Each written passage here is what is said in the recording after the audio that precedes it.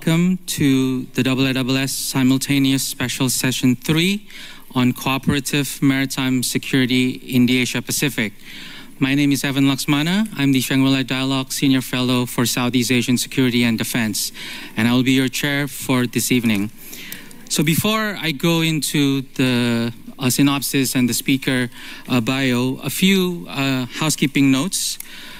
For those of you who have not read the instructions earlier, let me say that for you to be put into the queue, please put your name card into the machine and press the button, the speaking button, which will put you into the queue here, and I will control who will speak. Secondly, I should also note that there will be 3 simultaneous translation. Channel 1 is English, Channel 2 is Chinese, and Channel 3 is Japanese.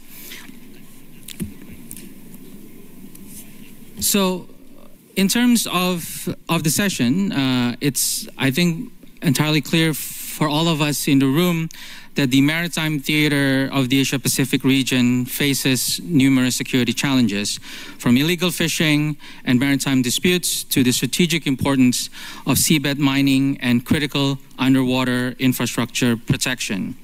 A more robust cooperative framework involving maritime law enforcement agencies, naval forces, and other stakeholders is becoming increasingly crucial. So this special session will discuss how security cooperation could be strengthened to tackle emerging surface as well as subsurface challenges across the maritime domain. Today, we are very honored to welcome 5 distinguished speakers to the panel. We have Admiral Sir Tony Ratican, who is Chief of the Defense Staff of the UK, Ricardo Montero Allende, the Undersecretary of Defense of Chile, Lieutenant General Le Quang Dao, Commander of the Vietnam Coast Guard, Admiral Suguchi Yoshio, Commandant of the Japan Coast Guard, and Rear Admiral Hu Gangfeng, Vice President of the National Defense University People's Liberation Army. So the speakers will speak first from my right. Admiral Suguchi, please. The floor is yours.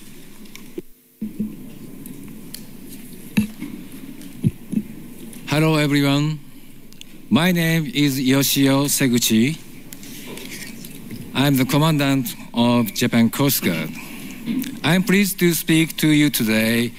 I'd like to give you an overview of the Japan Coast Guard and highlight the importance of the rule of law for Coast Guard agencies.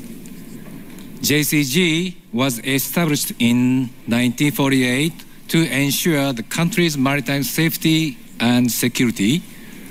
We are the only organization in Japan with a comprehensive mission, authority, and security capabilities. With over 14,000 personnel, 476 vessels, and 98 aircraft. As a maritime law enforcement agency, JCG uses patrol vessels and aircraft to guard territorial waters and EEZ, crack down on illegal fishing and illegal drug trafficking, and respond to piracy and suspicious vessels. JCG has always been a non-military agency and does not carry out military mission. Japan's national security strategy says that the role of JCG is essential to the security of the country due to its coastal geography. The strategy also stresses the importance of developing the Coast Guard capabilities, strengthening cooperation with the Japan Self-Defense Forces, and enhancing international cooperation with the foreign maritime law enforcement agencies to improve Japan's security. JCG and JSDF have maintained close cooperation under their respective roles sharing MDA information, and conducting various training exercises to respond to any situations, including search and rescue, natural disaster relief, anti-piracy measures, and response to suspicious vessels and gray zone situations. As maritime issues become more globalized and diverse, cooperation between maritime law enforcement agencies and related agencies, such as navies and maritime police, is beneficial in overcoming challenges. Using these capabilities and assets in a combined manner is highly effective. However, we must be thoughtful with issues regarding national sovereignty or interests, which can easily escalate into conflicts involving the use of force or armed intimidation when the status quo could be altered. In resolving security challenges, we must never escalate into armed conflict, nor abuse international law to infringe on the rights and interests of others. We must claim and act in good faith within the framework of international law and seek to overcome challenges by peaceful means. For example, in Japan, JCG is primarily responsible for responding to gray zone situations, whereas JSDF responds when situations are beyond JCG's scope. Each country has created or is creating the best framework for law enforcement agencies and naval forces to deal with various situations according to their security policies. Coast Guards are the first responders and frontline actors tackling maritime threats. That's why we must be guardians of the rule of law. So the role of Coast Guard in advancing the rule of law is even more crucial than ever. To uphold, maintain order based on the rule of law, and to prevent situations from escalating, it's essential to strengthen Coast Guard capability worldwide.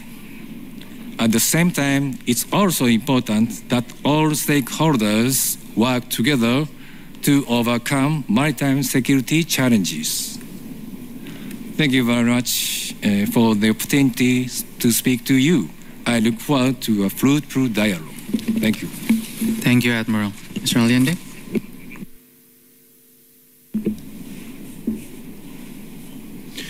Muy buenas tardes a todas y todos. Good afternoon, everyone. I want to thank IISS for the invitation and for incorporating a perspective of the Latin American coast of the Pacific into this session. I will start by introducing the Chilean standing in the Pacific and our focus on the South Pacific, followed by 3 challenges related to maritime security in the sub-region and some proposals on how to generate a stronger cooperative maritime security. Chile is the southernmost country in the global south with a 3-continental presence.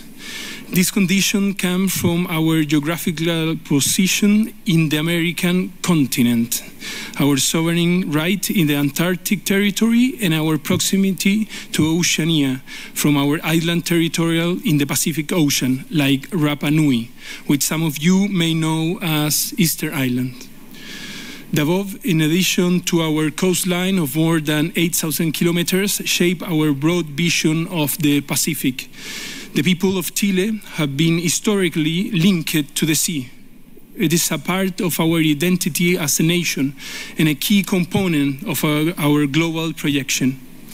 This is why free navigation in maritime routes, the safety of maritime communication lines, the sustainability and development, and in general, the respect and application of international law are essential for our country, especially in these times.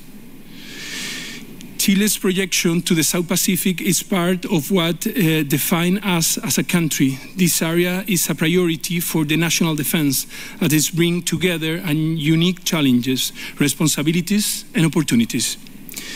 The area of search and rescue responsibility corresponding to our country is the 5th largest in the world, including border with those corresponding to the French Polynesia and New Zealand, pointing to the need to work with partners in a coordinated manner.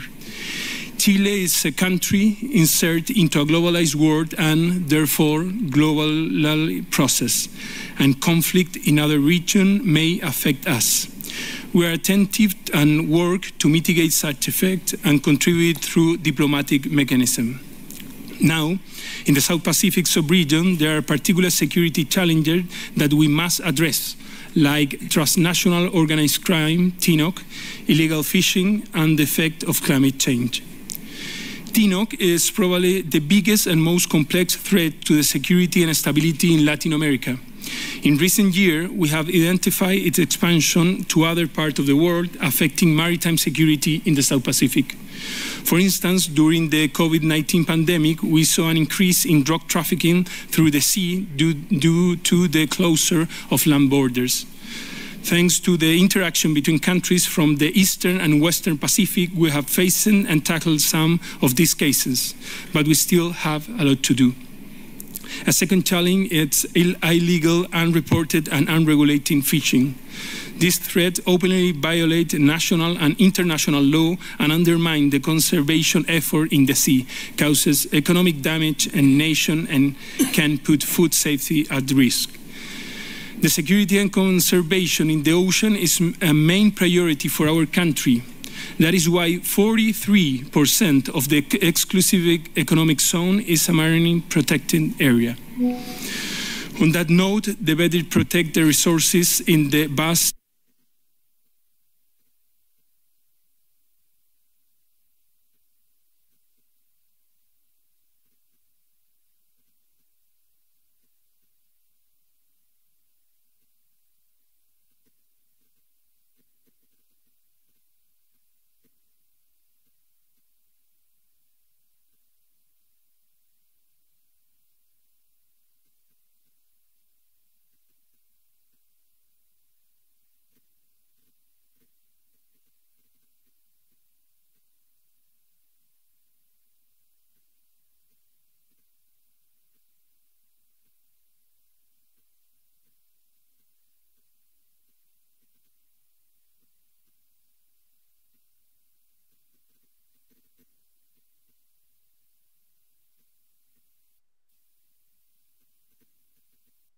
cooperative frameworks on which maritime security have delivered tangible outcomes.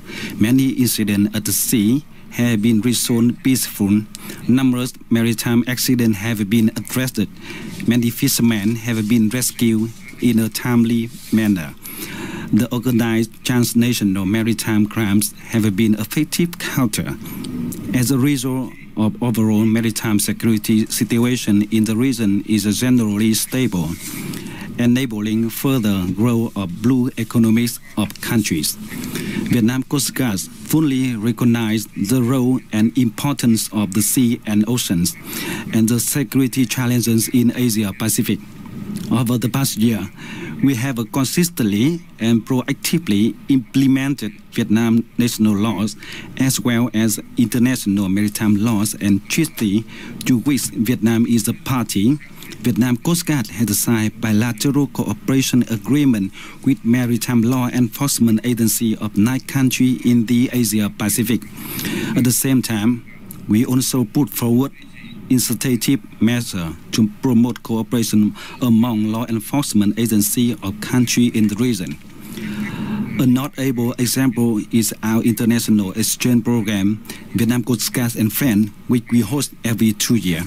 Distinguished delegates, Looking ahead, maritime security challenges in the Asia-Pacific are predicted to grow in scale and complexity. Therefore, I'd like to offer the following 5 proposals. First, it is essential that every nation should engage with a constructive political will, strictly abide to the international law, with the 1982 UNCLOS as the foundational framework for all maritime activity. Continue to foster cooperation in accordance with international law and domestic laws of each country.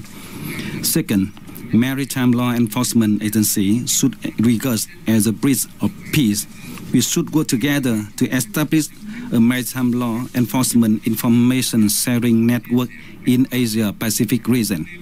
This would provide a direct link among contact points for early warnings, vessel operation data, timely and effective IUU fishing prevention, search and rescue coordination, and crime suppression assay. Third, we should further elevating and improving the effectiveness of both bilateral and multilateral mechanisms, such as putting forward more feasible, impactful initiatives and can align with a varying capacity of broader range of participating countries. Fourth, we must enhance training cooperation, capacity building, and experience sharing, especially in the area of IUU prevention, countering piracy and armed robbery, smuggling, maritime environmental response, and maritime search and rescue.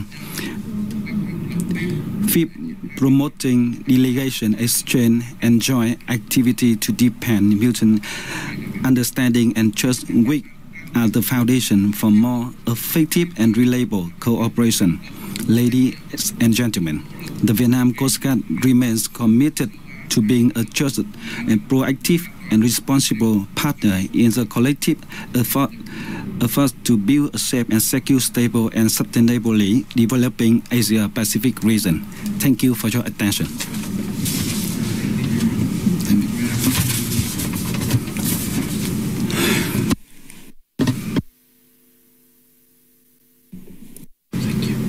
Bevan, and good afternoon, everybody. It's good to be back at Shangri-La, and it's a privilege to be on such a diverse panel. My remarks involve 3 themes. First, in this era of contest and competition, when strategic stability is under threat, nations must still cooperate, and especially in the maritime domain. Second, even as we cooperate, responsible nations must stay true to their values and interests. For the UK, NATO first does not mean NATO only. A free and open Indo-Pacific and the primacy of freedom of navigation matter to countries everywhere. My third point is about confidence. These are worrying times, but Europe is stepping up. Our alliances are strengthening. New partnerships are forming. The tectonic plates are moving. And when like-minded nations combine, they can draw on vast reserves of economic, military, and diplomatic power. Turning to my first point, I think everyone recognizes that we're in an era of renewed state-on-state competition. But unlike the Cold War, it is not so neat and simplistic as to separate the world into different blocks. Nations will continue to trade and cooperate even as they compete with one another. This is particularly true if you take the broadest definition of security to include health, climate change, technological regulation, and other transnational challenges. In the maritime domain, cooperation has generally been to the fore. We saw that in the years of counter-piracy operations in the Somali Basin. European naval forces working in proximity to those of Russia, China, India, and the United States, whether through formal or informal frameworks or unilaterally, but all in the same space, working toward the same goal. On Thursday, I met with chiefs from the Five Powers Defence Arrangements, one of our oldest partnerships in Southeast Asia. At Shangri-La, I'm fortunate to have meetings with chiefs from many other allies and partners. Sailors, soldiers, aviators have a natural affinity with one another that transcends politics. This can prove vital when it comes to avoiding miscalculation and managing escalation and de-escalation amid cluttered and contested waters. Militaries have a special responsibility to ensure the lines of communication exist alongside government and diplomatic channels. That is a particular obligation for responsible nuclear powers. That is why I visited China last month to meet with my counterpart, General Liu. And these things do not happen lightly. They reflect the very highest governmental agendas. And they are always done in a way that is true to our values and interests. My second theme is that at the heart of British defence policy is the recognition that our security and prosperity is tied to the rest of the world. We are anchored in Europe. Russia poses the most acute threat. NATO will always be our foremost commitment. But our national interests do not stop at the Suez Canal. Britain is a permanent member of the UN Security Council, a G7 economy, a maritime trading nation, and this year marks the 5th anniversary of Britain's status as an ASEAN dialogue partner. Upholding the UN Convention on the Law of the Sea, and with it the principles of the freedom of navigation in this part of the world matters to us just as it matters in the English Channel. That is why Royal Navy ships exercise the right of freedom of navigation, including in the Taiwan Strait and the South China Sea. We are an active, responsible, and reliable partner in the shared cause of global stability. That is also why the British government has chosen to deploy the aircraft carrier HMS Prince of Wales to the Indo-Pacific this year. And the United Carrier Strike Group is in truth an international carrier strike group, incorporating ships and aircraft from many nations and following in the wake of similar deployments by both France and Italy. This brings me to my final point, the heft that we derive from our alliances and partnerships and why we can be confident. These are momentous times with a war in Europe and conflict in the Middle East. But just as momentous is the way the world is responding. Europe is stepping up. Defence spending in NATO is 30% higher than it was a decade ago, and it's set to rise even further, largely because of growing European budgets. Extraordinary conversations are underway on nuclear deterrence, on collective security and burden sharing, on industrial and societal resilience. President Putin's recklessness in invading Ukraine and the moral clarity and physical courage of the Ukraine people has done more than any other factor to bring this about. The woeful experience of Russian forces in Ukraine and the Black Sea and in the court of international opinion is a salutary lesson for any nation that is tempted to view the use of force as a means to achieving nationalistic political ends. In Britain, we are clear that the security construct that keeps us safe is our status as a nuclear power, our membership of NATO, and our close relationship with the United States. And we know we need to strengthen this construct and adapt to a more dangerous age. That includes the need to integrate cyber and space more closely alongside the traditional domains of land, sea and air, accelerating our adoption of uncrewed and autonomous systems to provide mass, lethality and persistence, developing strategic military-industrial partnerships like AUKUS that straddle East and West and benefit our security in the world and our prosperity at home. And above all, harnessing the immense strength that is to be found in our network of allies and partners worldwide. In sum, the domestic and international geopolitics of late has been turbulent, but we should stand strong, hold firm, and be confident of all we can bring to bear to manage these difficult times. Thank you. Thank you, Admiral. Rear Admiral Hu, the floor is yours.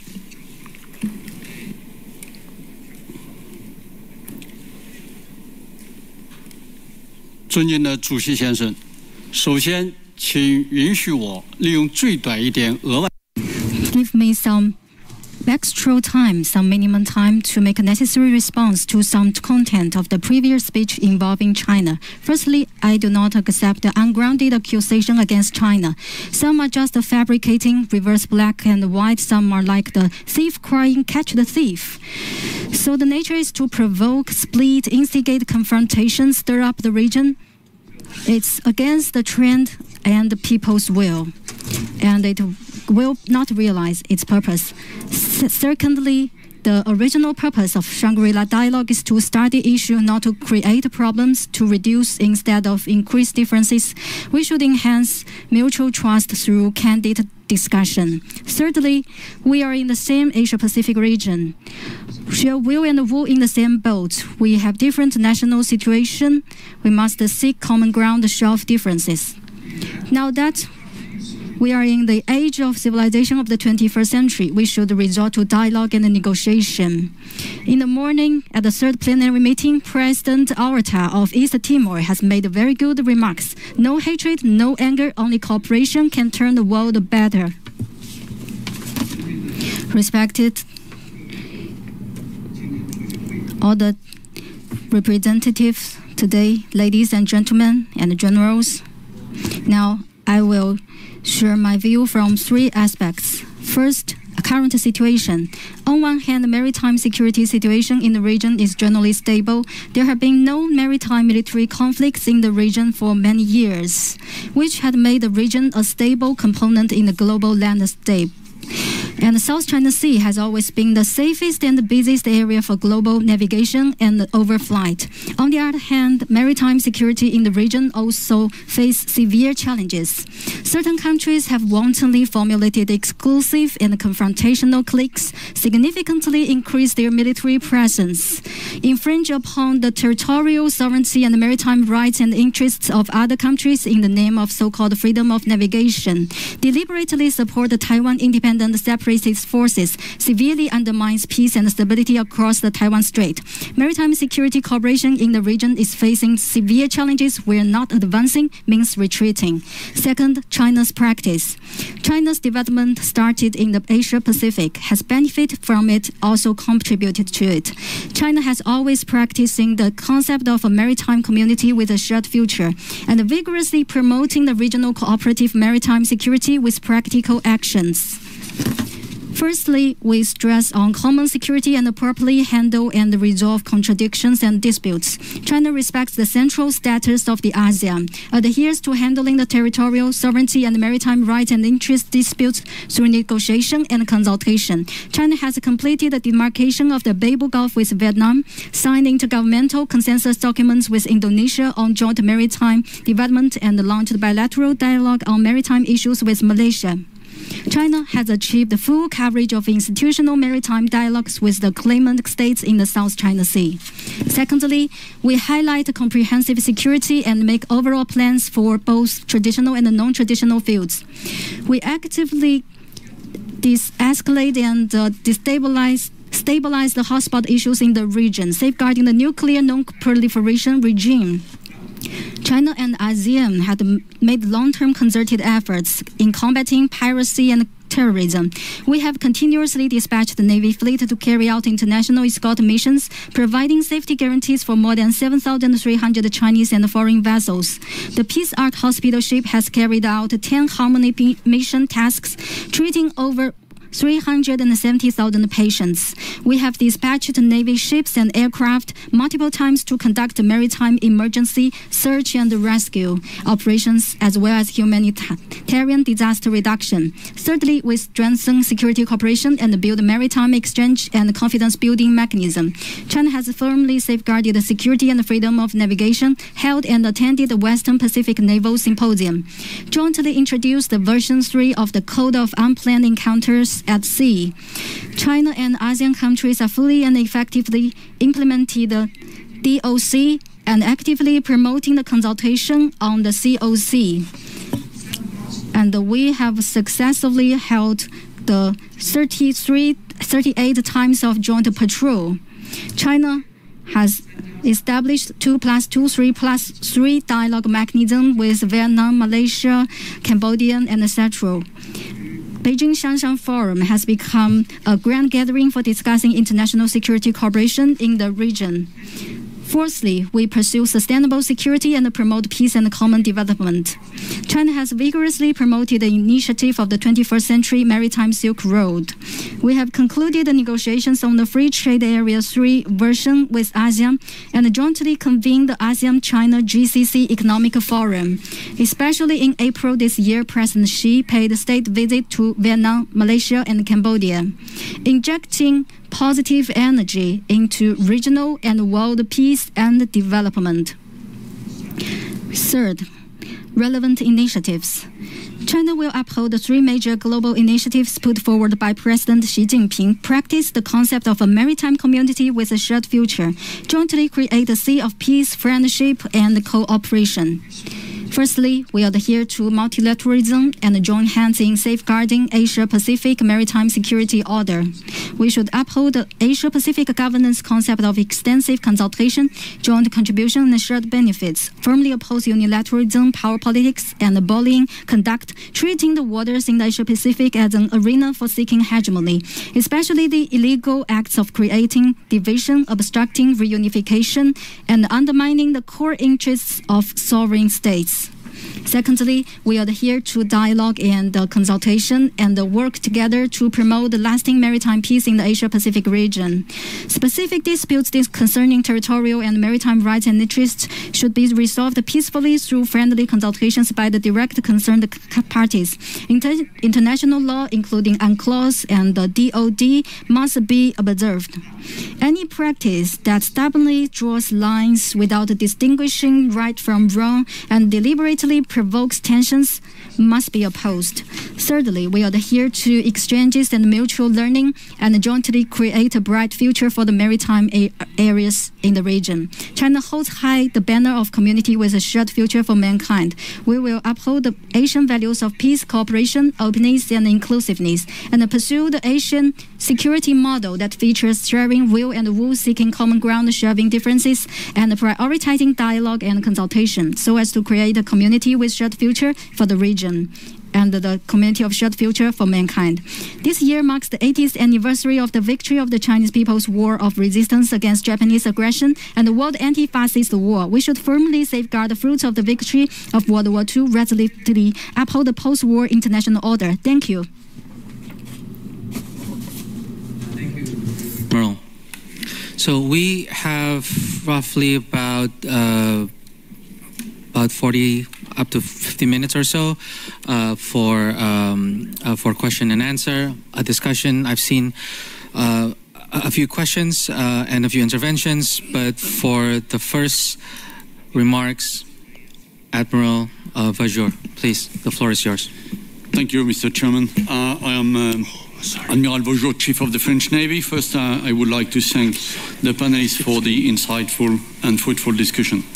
As a nation belonging to the Indo-Pacific, France takes its full part in ensuring maritime security and freedom of navigation.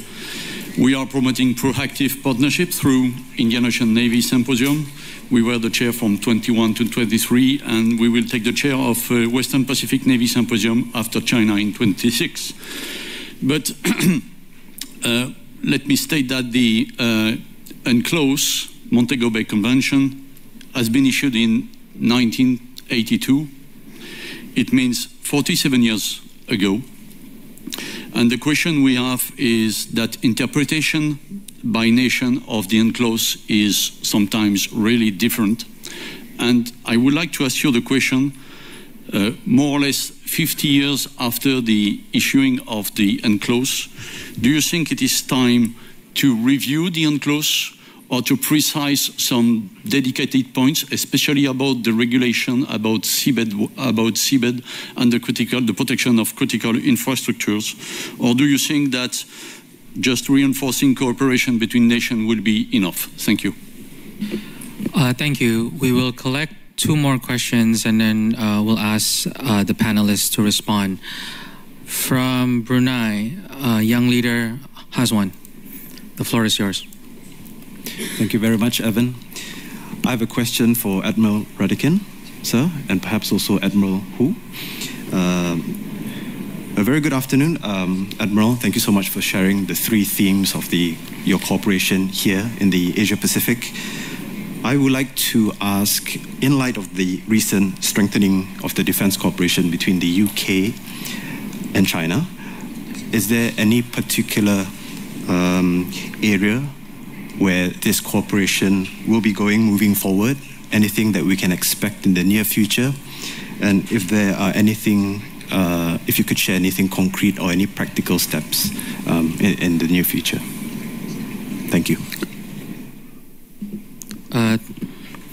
Thank you. From the Philippines, Zaili Pakulba. I would like to address a question to Admiral Hu. China has repeatedly affirmed its commitment to finalizing a substantive and effective code of conduct with ASEAN. In this context, how does China reconcile this with recent actions, such as the use of force against Philippine vessels, that appear to undermine the spirit of mutual restraint and peaceful dispute resolution envisioned in the COC? Additionally, how does China view the constructive role of extra-regional partners in supporting maritime stability, transparency, and adherence to international law in the South China Sea? Thank you. So we have 3 quick questions from the audience. I feel like perhaps for all of the panelists, the question from the Admiral regarding it's a time to review the UN Convention on Law of the Sea is certainly an interesting question that I hope all of the panelists can address. And then to Admiral Radikin on the UK-China maritime cooperation, and perhaps the last one to Admiral Hu on the actions of China in the South China Sea and the COC process. Let me first turn to Admiral Seguchi, if you have any thoughts on the first question regarding UNCLOS review.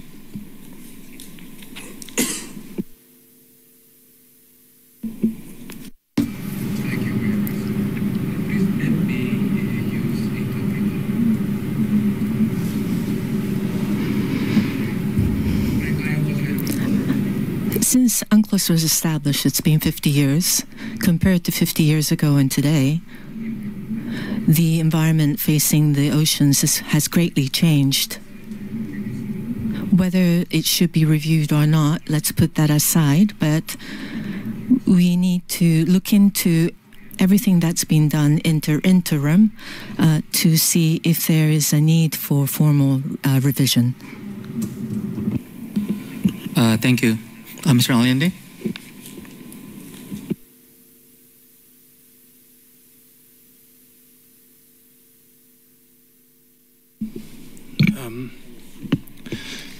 Well, I will say that this is a huge challenge, and it's going to become more complex through the years. So I think we need to be very responsible for this. As I say, for us, the protection of the not just the maritime domain of each country, the general maritime domain is important for Chile. It's the main priority.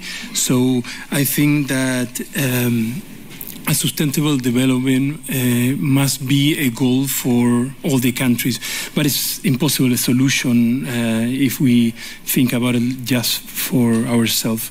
So we really think that any treaty that can provide us a bigger framework in order to protect the environment and have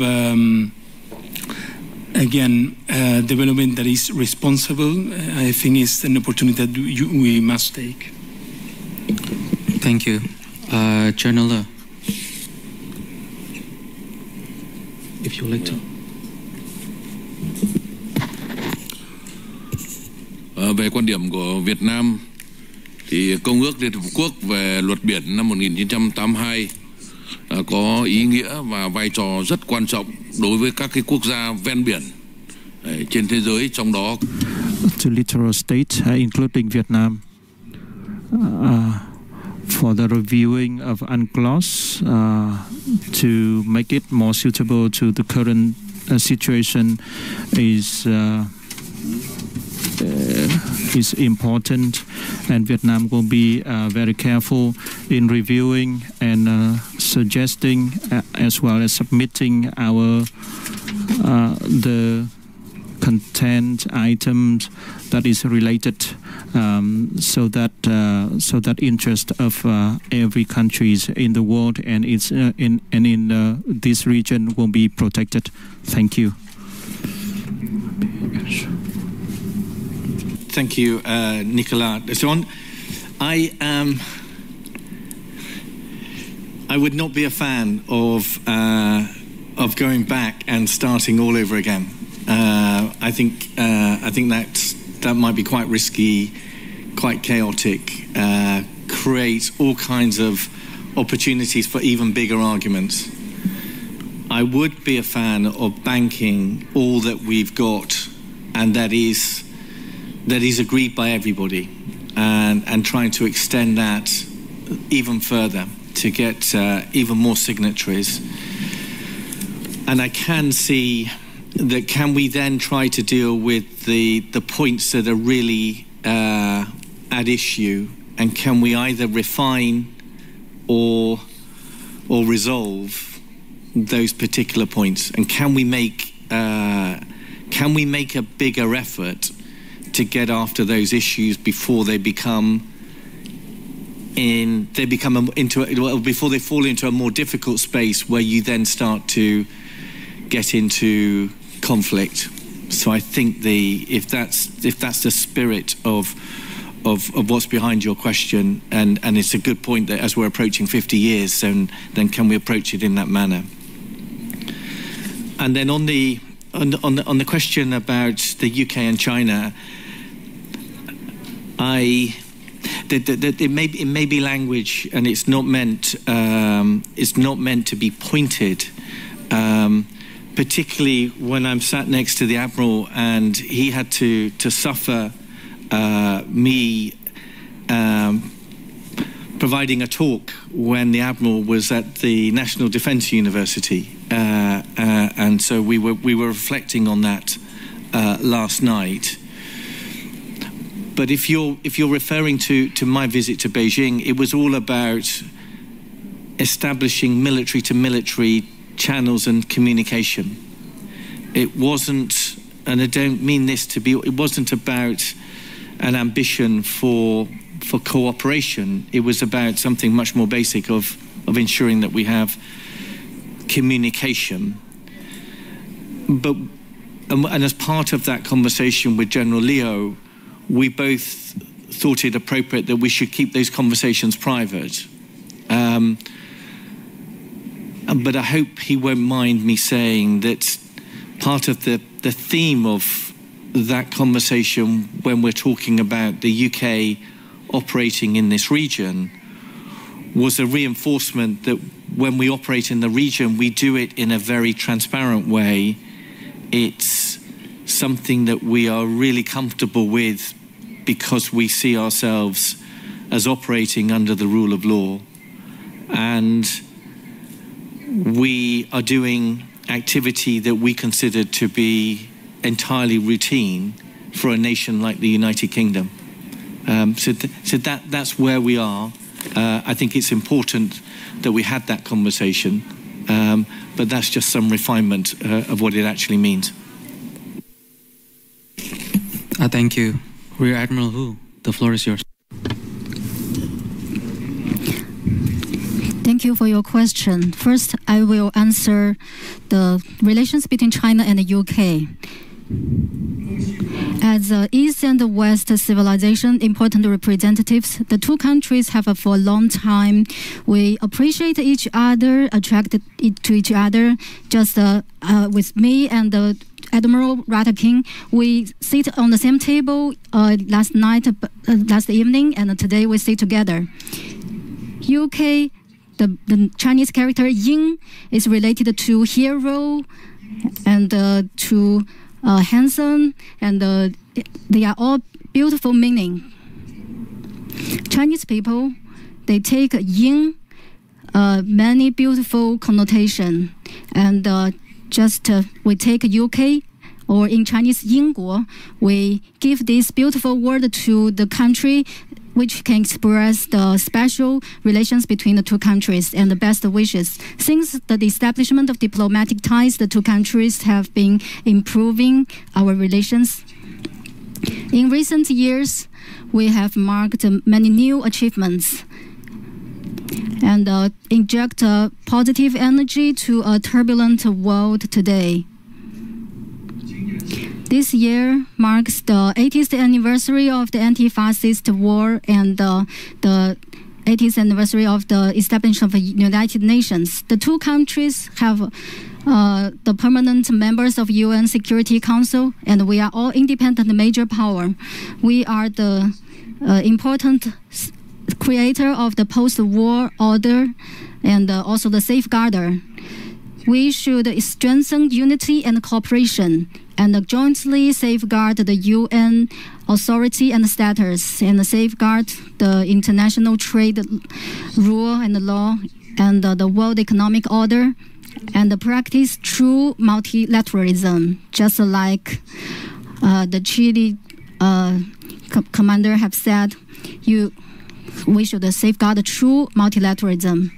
Just like Admiral Ratakin said, international situation, when it's more complicated, and the US, UK and China should even make more correct strategic choice and become the reliable force in maintaining the international order and promote the economic growth of the world and lead the multilateral cooperation. Thank you. Thank you. So for the next round of questions, I'll try and take maybe 4, and then we'll have the panelists respond again. From the young leader and from Japan, Riho Aizawa. Thank you very much for this opportunity. So some analysts have suggested that a future conflict could begin with an accidental issue or accidental incident at sea. So to all the panelists, what efforts are most needed to prevent such accidents from escalating into a broader conflict? For example, do you see the development of communication mechanism, especially between Coast Guard agencies, as a critical step? Because while military-to-military frameworks like CUES, code for unplanned encounter at sea, or mill-to-mill bilateral mechanism do exist, but Coast Guard to Coast Guard arrangements seem to be less developed. So I do appreciate any ideas for preventing accidents from escalating into a broader conflict. Thank you. Thank you. From the United Kingdom, Richard Lloyd Perry. Thank you. Question for Admiral Ratakin. You said that although it's NATO first, it's not NATO only. So I wanted to ask you what you thought of the remarks this morning by Secretary Hegseth, where he said he would prefer it for European nations to stay in Europe and concentrate on the defence of Europe. It's also been reported that Elbridge Colby has told UK officials as I understand it, that this isn't really a moment to be sending aircraft carriers out to Asia. Given that there's a war in Ukraine, in Europe, and that military forces are overstretched anyway, don't they have a good point there? And then a very quick question for Admiral Hu. How do you feel about this British aircraft carrier coming to your region? You said that Britain has a very beautiful name in Chinese. How do you feel about this powerful ship not so far off your waters? Thank you. Thank you. From China, Yuan Ma.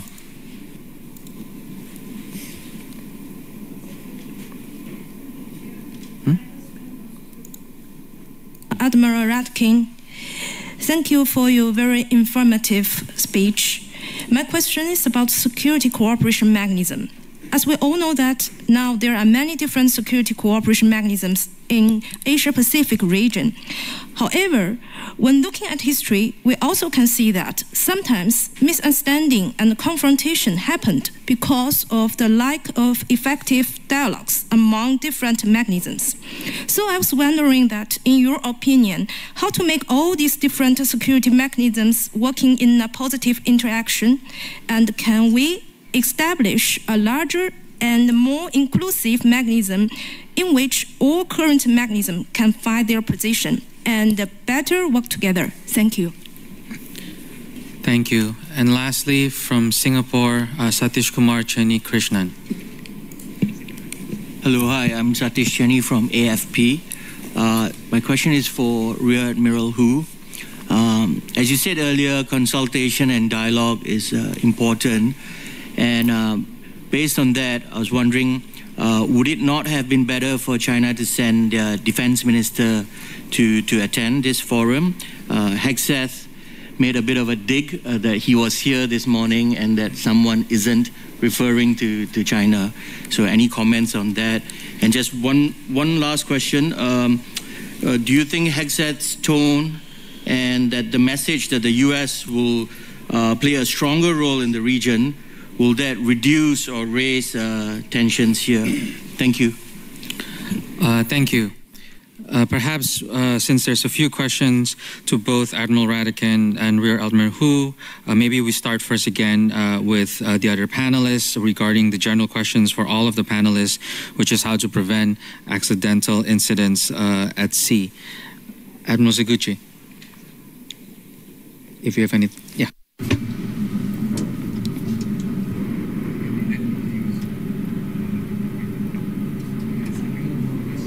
As I mentioned earlier,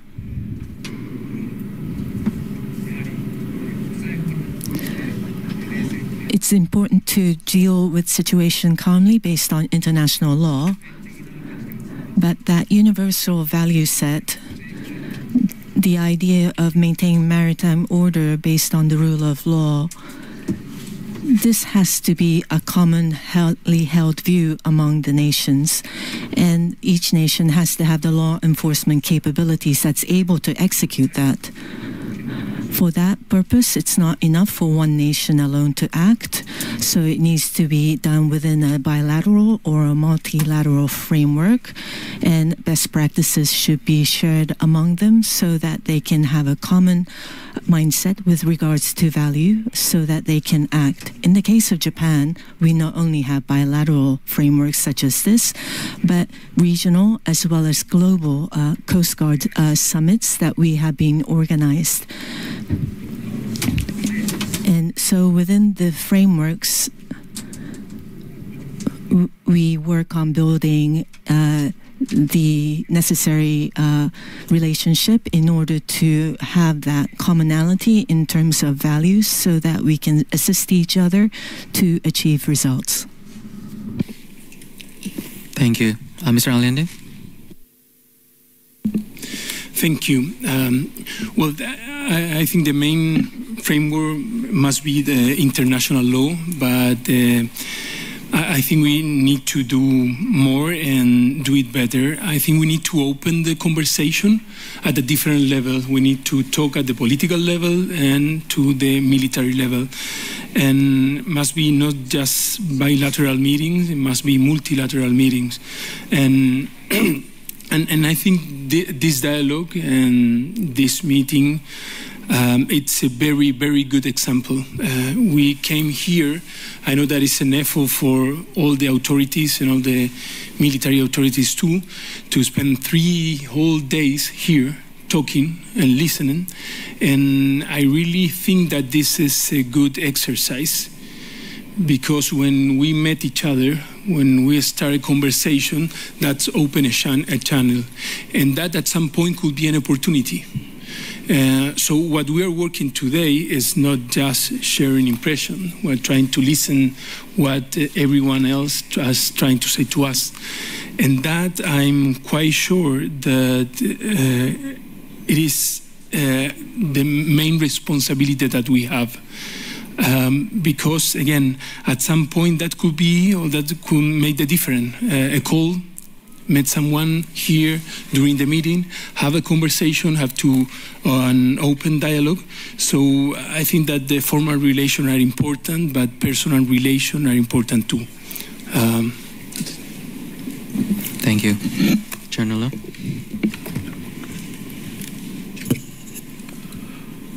Ở Việt Nam rất.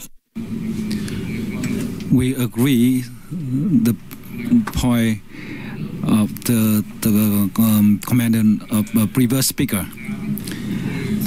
From the Vietnam perspective, we want to be together with another country to maintain its peace and stable for this growth of economy and the social, especially it's maintain its peace and stable of each country. To solve the problem on the sea, after collisions on the sea, our perspective is resolving by its respect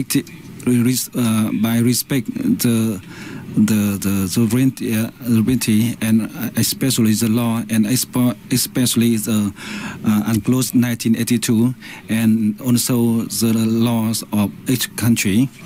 And we also respect its agreement, especially on the bilateral and multilateral. Every year, every country, we have the MOU to sign with each other.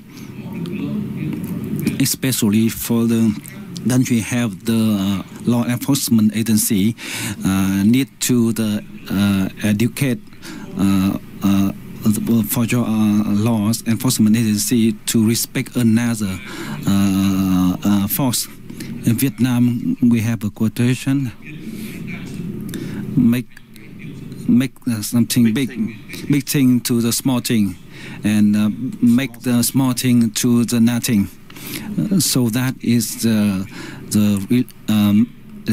relationship that our relationship in the sea is peaceful and is stable.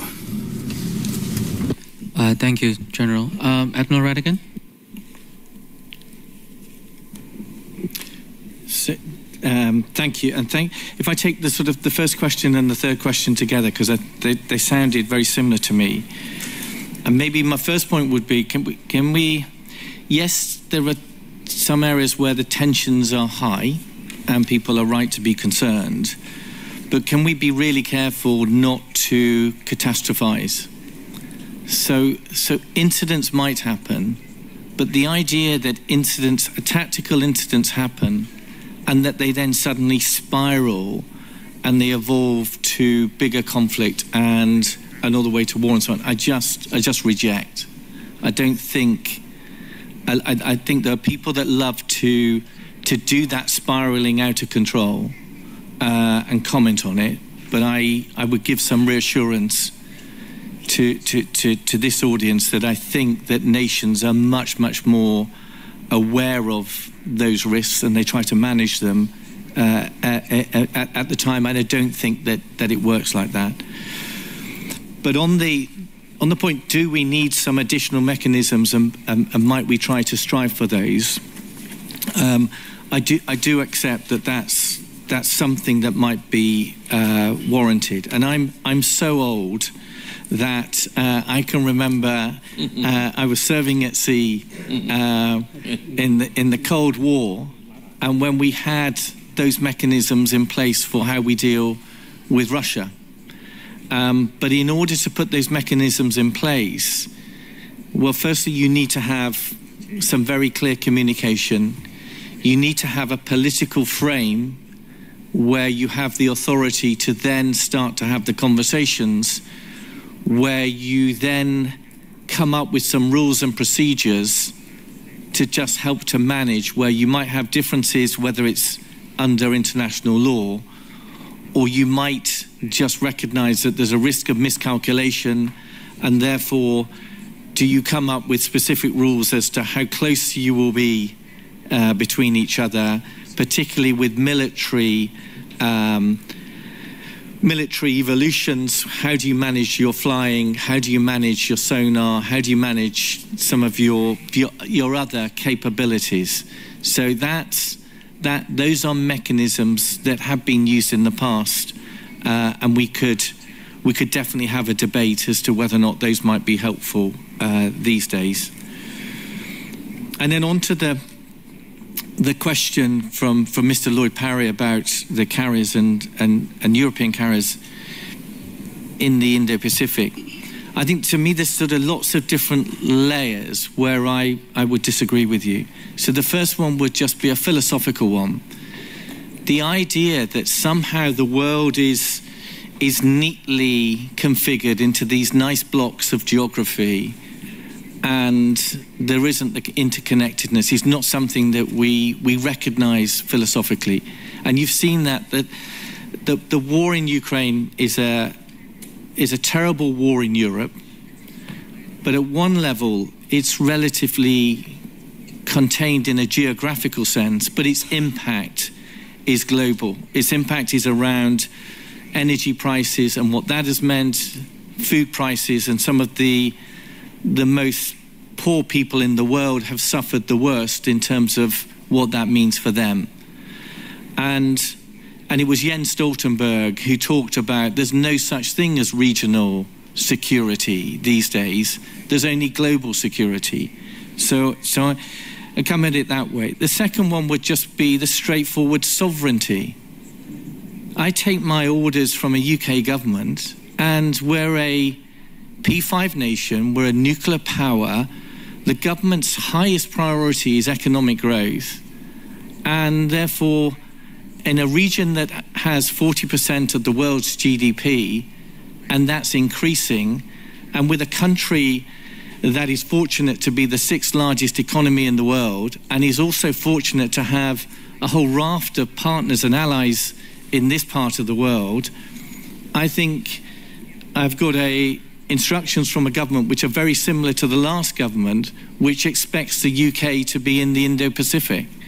And there are a whole raft of other reasons why we should be here, diplomatically, culturally, but to just see it through the narrow lens of an aircraft carrier, I think is not correct. And it's some of those other big things, like being a dialogue partner within ASEAN. It's also about being in CPTPP and what that means. So there's a sovereignty, UK national interest question.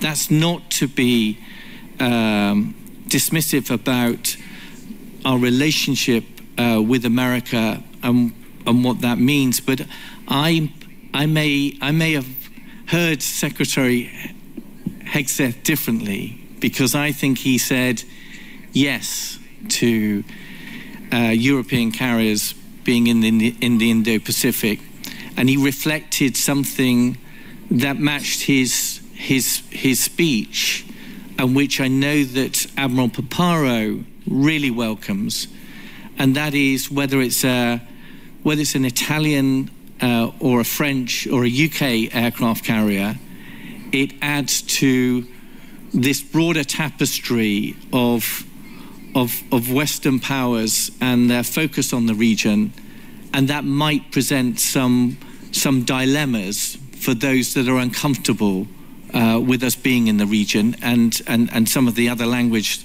that Secretary Hesketh reflected. And then I come to some straightforward practical points. Europe is not bereft of aircraft carriers. There's a French one, there's an Italian one, there's another British one.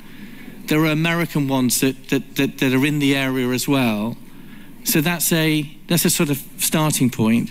The second one, we have no plans to use our aircraft carrier in the Russia-Ukraine context. And I don't think that we have any expectation that Russia-Ukraine is going to suddenly erupt into something that is pressing us with our aircraft carrier. And if you say, well, actually, we're a stressed military and so on, the cost of sending an aircraft carrier is £75 million. Because all of the things that we're doing, embarking an air wing, the real journey that we're on, which is to declare the UK as being a carrier nation again and at full operating capability, we would have to do in Europe with those jets. And we probably have to go to America to do the highest level exercises called Red Flag, where you really test your 5th generation capabilities. And on this occasion, we're going to a phenomenally sophisticated exercise that Australia has developed called Talisman Sabre, that fully allows you to then test your 5th generation capabilities. And there aren't many places in the world that you can have that operational prowess.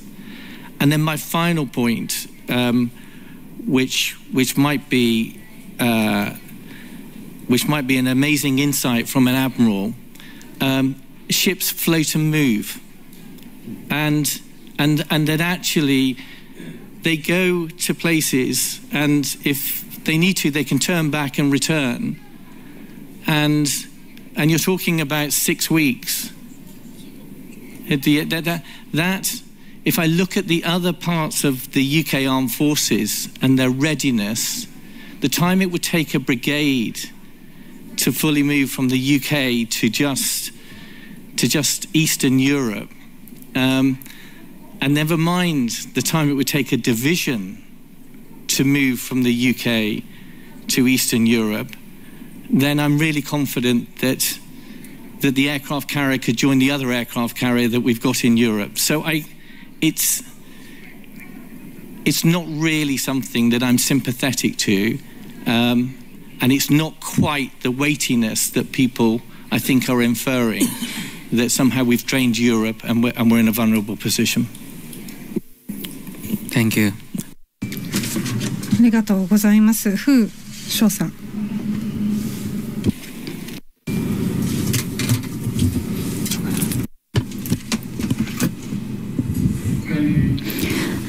As for the UK aircraft carrier to this region,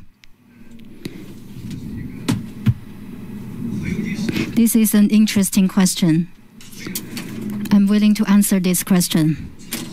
As a man also used in Navy uniform, I'd like to focus on the military perspective to discuss this question. First, how can we view this issue? Navy fleet or Navy ship is the most mobile service. It is very mobile. It's the feature of this service. So in the ocean, the mobile deployment or exercise is a basic nature. Only if we apply or deploy it well, the ocean covers 70% of the world. Then the Navy ship navigate on the ocean. It can safeguard the peace, promote friendship, just like the 15th century's China's ancient general Zheng He He led the most powerful fleet and went to the Indian Ocean for 7 times. He promoted the spread of advanced technology, promoted friendship with other countries, and received the best wishes from other countries. So I feel it is not strange, not surprised, and it's no big deal. Second, how we think about it. Just like Admiral Radakin said, Navy ship navigate on the ocean, especially to the near sea or far sea, to near other countries. They take quite a risk. It may cause some misunderstanding, miscalculation, or even cause some friction. Even if, just like Admiral Radakin said, maybe at the beginning it has no bad purpose. Just like some war broke out in the region, you feel surprised. It is unexpected.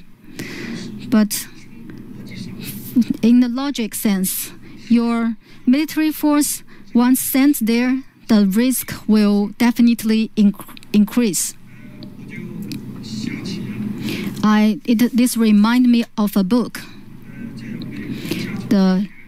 written by the University of California professor in computer technology. His name is Judea Paul. He is the scholar of the U.S. Science Academy. He has written a book of why. The core opinion in his book, the cause and effect, is how differentiate human and other species. That's how human evolved into an intelligent creature. It's the basic cause and effect. So from sending the Navy ship to a very far place or the near close water of other countries or enter the territorial water of other countries, it may inevitably contain some risk, lead to some severe situation. There's the possibility. So that is the effect. So it is a logic of cause and effect. Thirdly, how can we deal with it? I think if we analyze well the cause and effect,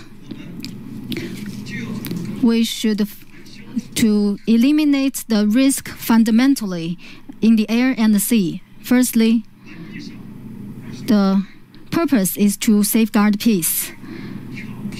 We should not provoke or violate international laws or infringe upon others' countries' security, order, and stability. Not to provoke other countries' sovereignty, security, and developmental interests. Secondly, technologically speaking, we should strictly control the frontline military activities. Just as I have mentioned, the air and the sea activities, we have some international rules. China also actively promotes and signed the third version of the Western Navy. These rules we should strictly comply with, that we can stop the conflict or friction. In one word, every serviceman or experts or even civilians should embrace a vision of building a community of shared future for mankind and a maritime community of shared future and in Asia-Pacific region. This is the responsibility of our times to everyone. In our historic book or in some TV works, we can see the World War I and World War II. That is miserable experience for mankind. So we should never forget such misery. We should make joint efforts to build peace and make efforts. Thank you. Thank you, Rear Admiral. So we have only about 11 minutes and I got about 11 questions, so that seems unlikely that we'll get through all of them. So I apologize if I cannot get to everyone. But what I'd like to do is perhaps gather just only 3 last questions, and please keep it short if you can, 2-sentence max, and then we'll have all of the speakers a chance for one last time to provide very short responses and concluding remarks for about a minute or so. So again, please keep it short and no more than 2 sentences, please. From Japan, Atsushi Okudera.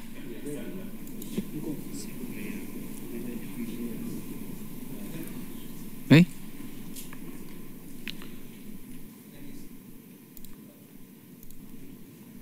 Thank you so much.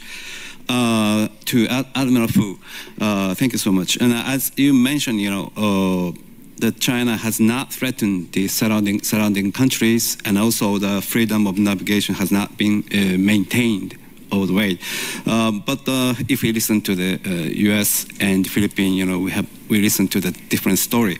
So in order to bridge the gap, the dialogue itself is quite important. But unfortunately, this time, we don't see any dialogue with the U.S. or other nations, So I'm afraid, just as that the gentleman mentioned earlier, could you let me ask once again, this time why the China didn't send the defense minister to this Shangri-La dialogue, and what do you think the importance of the dialogue with the United States or other nations like Japan or other Asian countries? Thank you so much. Thank you. From Indonesia and from the Young Leaders Program, Gatra Piandita. Thanks very much, Evan, and thanks to the panelists for the remarks. A question to all the panelists. Admiral Ratigan spoke earlier about the importance of recognizing cyber-related risks in the maritime sector and domain.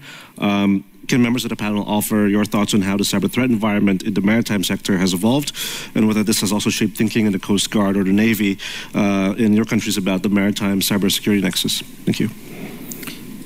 Thank you. From Singapore, Olivia Xiong. Thank you. Yes, I'd like to follow up on the gentleman to my left's question as well, in which you did mention that China is here to have dialogue and consultation, and that a remark by Secretary Hegseth that seemed to make reference at the Chinese defense minister not being attendance at the Shangri-La dialogue. Also, I'd like to get your comments. China and the US have spoken about wanting to uphold peace and stability in the region. Is there a message to the other countries in the room on how you see that happening, given what it seems to be heightening tensions between China and the US? Thank you. Thank you. And I apologize again if I couldn't get to everybody's questions. So for all of the speakers, we'll follow the same order. And if you could please keep your final responses and concluding remarks to 1 minute, please. Admiral Suguchi.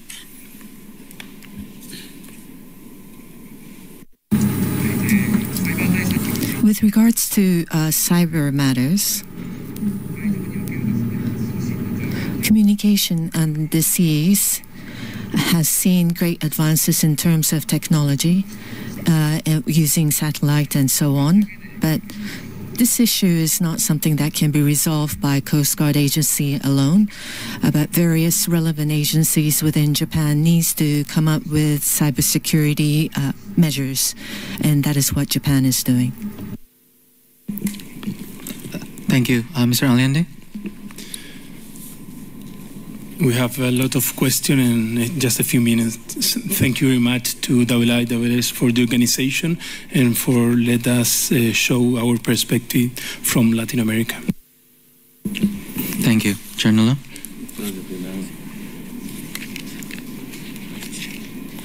Oh, so you're not? Oh, okay. So, perhaps Admiral Ratigan. I don't have any question. So thank you. On the cyber question, I think there's sort of 2 or 3 elements from my mind. So one is that the cyber threat it's a threat for all aspects of our kind of way of life now. And we've seen that with some attacks on UK industry and how the levels of disruption against the retail sector. So I think for any sector, it's an issue. And so it applies to the maritime sector, and especially in terms of our supply chains and how we go about our business. And then I think there's an added dimension for the military. When you look at the operations that we conduct, then we need to have an assuredness that we can defeat some of those cyber attacks, and that's something that we need to get even stronger on. And then to the question, I'm not, again, the final question, I'm not too sure that I would agree that I would jump to that there's somehow there's heightened tension between China and the USA. Again, I think that